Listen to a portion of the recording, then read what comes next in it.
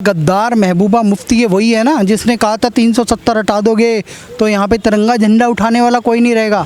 आज लोकतंत्र अगर सही मायने में अगर खतरे में है तो वो पश्चिम बंगाल में है। वहाँ पे ऐसी महिला से हमें सर्टिफिकेट नहीं चाहिए। ऐसे लोग तो गठबंधन में जा रहे हैं, तो देशद्रोहियों को अगर गठबंधन में लोगे, जो पाकिस्तान परस्त है उन्हें गठबंधन में लोगे तो समझ लो देश का बेड़ा गर्क होएगा ही होएगा। आज ये मंदिर मंदिर भटकने के लिए तैयार हैं। उस वक्त ये टीका तक लगाने में ना अपने आप को ऐसे वो शर्म महसूस करते थे। आज पश्चिम बंगाल के वहाँ के लोगों की हालत देखिए, वहाँ किस तरह से अपीजमेंट की पॉलिटिक्स हो रही है। उमर अब्दुल्ला, फारूक अब्दुल्ला को तो जुबान खोलने का अधिकार नहीं होना चाहिए, क्योंकि देश के बंटवारे की बात करते हैं और ये लोकतंत्र के ठेकेदार बने हुए हैं। क्या हम देख नहीं रहे, हम समझ नहीं रहे? सोचिए, सीबीआई इंक्वायरी हो रही है नॉमिनेशन पेपर्स के ऊपर। देखिए, ये ना नेहरू को जानते हैं और ना ये गोडसे को जानते हैं।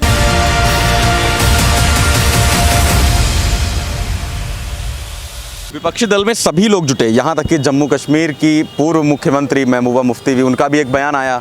उनका साफ तौर पर कहना था कि ये नेहरू का मुल्क है, ये गोडसे का मुल्क नहीं बनने देंगे।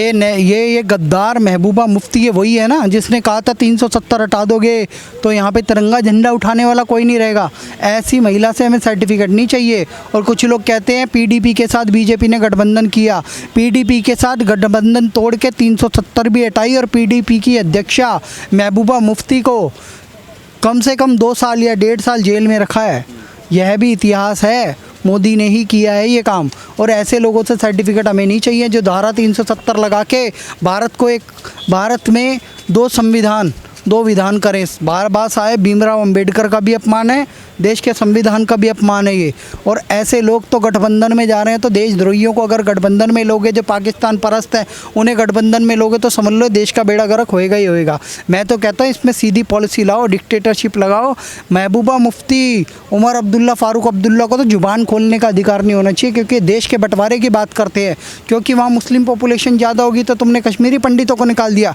क्योंकि वहाँ पर मुस्लिम पॉपुलेशन ज़्यादा है तो हमेशा मुस्लिम तुष्टीकरण की बात करोगे।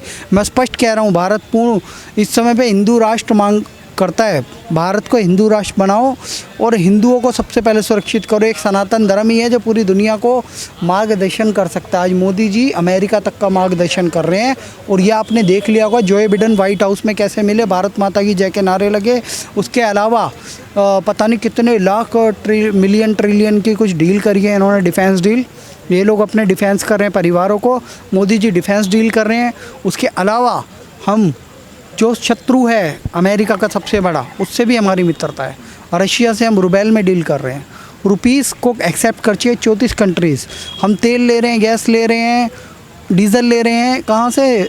रशिया से। तो दर्द हो रहा है पेट में अमेरिका क्या? अमेरिका कह रहा है हमसे भी डिफेंस डील करो, हमसे भी कुछ तेल खरीदो, हमारी भी इकॉनमी को बढ़ाओ। 1,25,000 स्टूडेंट्स को वीज़ा ऑन अराइवल कर दिया है। किसने किया? अमेरिका ने। जो बिडेन ने कल ही अनाउंस करा। ये मोदी जी की पावर है।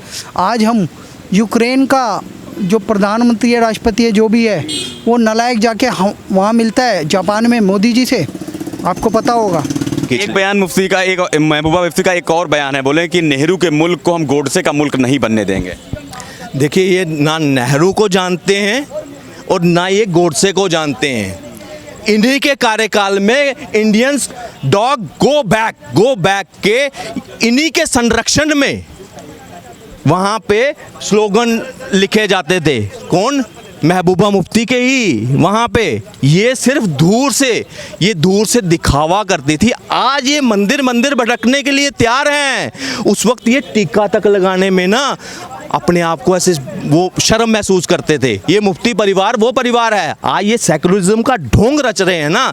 मगर हमने अमरनाथ जन्मभूमि के टाइम पर उस वक्त हमने देखा था वहाँ पे इनका रोल क्या था, वहाँ पे इनके बाप का क्या रोल रहा था। वहाँ पे उस वक्त गुलाम नबी आज़ाद थे साथ में, तो उस वक्त इनका रोल देखा था। उस वक्त वहाँ का हिंदू जो है ना 90 दिन तक बिल्कुल जैसे आज मणिपुर का हालात आता था ना, वैसे वहाँ हालात था। तब उस वक्त इनको लोकतंत्र की याद नहीं आई। तब ये नहीं आया कि जम्मू वहाँ पे जल रहा है और अपने राइट्स के लिए वहाँ कोई अमरनाथ भूमि पे वो पूरे साल कब्जा नहीं करने वाले थे। सिर्फ यात्रा के टाइम पर वहाँ उनको एस्टैब्लिशमेंट के लिए वो भूमि था वहाँ पे, और एक जेन्युइन आंदोलन था। मगर क्या किया, उसको मतलब पॉलिटिक्स में इस रंग से डुबाया कि मरने दो, मरते हैं मरने दो।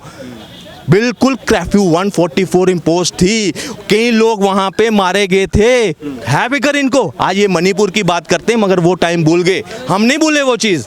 यही दोहरा चरित्र जो है ना, महबूबा मुफ्ती हो चाहे इनका, ये आपस में आज मंच तो साझा कर रहे हैं मगर ये मैं आपको बोलूँ ना, यही इतिहास उस वक्त जो 2 साल का इतिहास रहा ना, सिर्फ 2 साल गवर्नमेंट चली थी मोरारजी देसाई की, वो इसी वजह से थी कि इंदिरा हटाओ, इंदिरा तो हटा ली, मगर फिर बाद में क्या था कि किसको कौन सा पद चाहिए, कभी कहता नहीं मुझे ही ये पद चाहिए, एक पार्टी उठ कर आती नहीं मैं समर्थन वापस ले लूँगी, मुझे ये पद चाहिए।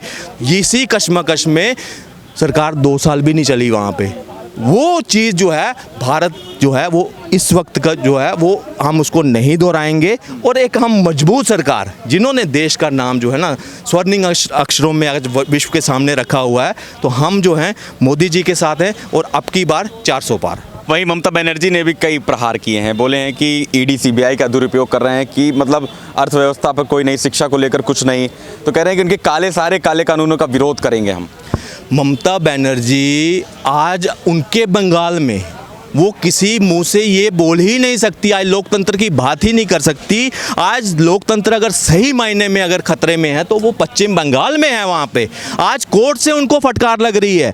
एक चुनावी पंचायत, मतलब पंचायत के चुनाव है, वहाँ 6 आदमी मर जाते हैं क्लैश, मतलब, और सुप्रीम कोर्ट को हस्तक्षेप करना पड़ रहा है, वहाँ पे ट्रूप्स भेजना पड़ रहा है। 92,000 लोगों का 82,000 या कुछ 92,000 का आंकड़ा है। कोर्ट बोल रहा है कि हम आपको सेंट्रल फोर्सेस, ये आपकी मर्जी नहीं चलेगी वहाँ पे।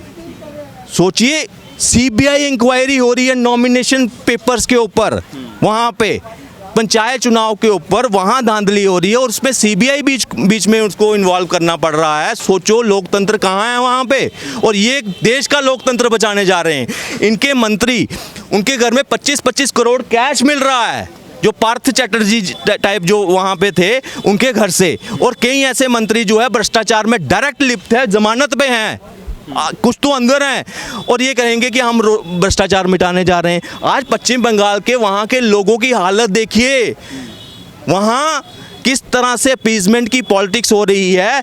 77 में से 65 कास्ट जो ओबीसी की थी उसमें सिर्फ और सिर्फ मुस्लिम को ऐड कर दिया वहाँ पे। तो ये ओबीसी समाज के साथ धोखा नहीं था वहाँ पे, और ये कह रहे हैं कि हम लोकतंत्र बचा रहे हैं। लोकतंत्र की अगर कहीं हत्या सही मायने में हिंदुस्तान में हो रही है तो वो पश्चिम बंगाल में हो रही है, और ये लोकतंत्र के ठेकेदार बने हुए हैं। क्या हम देख नहीं रहे, हम समझ नहीं रहे, और ये इनका दिखावे पे हम बैठ जाएंगे उस पर नहीं। हम मोदी जी के साथ हैं और मोदी जी को ही जिता कर आगे लाएंगे हम। सरकार बना लेगी, क्योंकि मोदी जी के बाद योगी गडकरी, कितने ही नेता हैं, अमित शाह, राजनाथ सिंह, और कितने नेता हैं, लेकिन विपक्ष के पास कोई नेता है ना, नीति है ना, नेतृत्व है। राहुल गांधी गठबंधन तो कर रहे हैं, ठग बंधन है सर वो, ये 2019 में भी हुआ था। ये सारे फ्यूज बल्ब है, इनकी कोई योग्यता नहीं है। अपने दम पे कोई जीत के दिखाए ना, अगर अपने दम पे कोई एक व्यक्ति 200 सीट 200 सांसद भी जीत जाए ना, वो नेता बन जाएगा इनका, पर जीत ही नहीं सकता कोई, समीकरण ही नहीं बैठ रहा। कांग्रेस पार्टी को 4 से ज़्यादा सीटें नहीं आएगी, भविष्यवाणी कर रहा हूँ मैं। कांग्रेस मुक्त भारत होने वाला है। टीएमसी को मुश्किल से 10 से 12 सीट आएंगी। बिहार में सारी सीटें बीजेपी जीत रही है, 1 या 2 सीटें अगर आरजेडी है। देखो जेडीयू को तो एक भी सीट, एक सांसद भी नहीं जीतने वाले लोकसभा का। केजरीवाल एक भी सांसद इनका नहीं है संसद में। और यहाँ की बता दूँ, बिहार की मैं बोल तो यूपी की मैं बोल सकूँ 80 सीटें योगी जी को जा रही, तो जीतेगा कौन? एम के स्टालिन भी मुश्किल से 10 सीटें जीत पाएंगे। इस समय वहाँ पे भी जो अन्ना मलाई है बीजेपी के नेता, उनकी स्वीकार्यता हो चुकी है। और देश का जो 2024 का चुनाव है, लोकसभा का चुनाव है, वो पूरे नेशनल सिक्योरिटी को लेके देख के लड़ा जाता है। उसमें जो जनप्रतिनिधि होता है वो सांसद होता है। सांसद को देख के वो लोकसभा में कैसे सवाल उठाएगा, कैसे प्रश्न उठाएगा, इसको लेके वो वोट दिया जाता है। और कैसा नेतृत्व होगा कि हमारा वोट देने से प्रधानमंत्री कौन बनेगा, everyone except Narendra Modi as a prime minister. जब मोदी जी ही प्राइम मिनिस्टर है और वही बनेंगे और उनको कोई नहीं रोक सकता। मैं तो कहता हूँ अब की बार 400 पार, फिर से मोदी सरकार।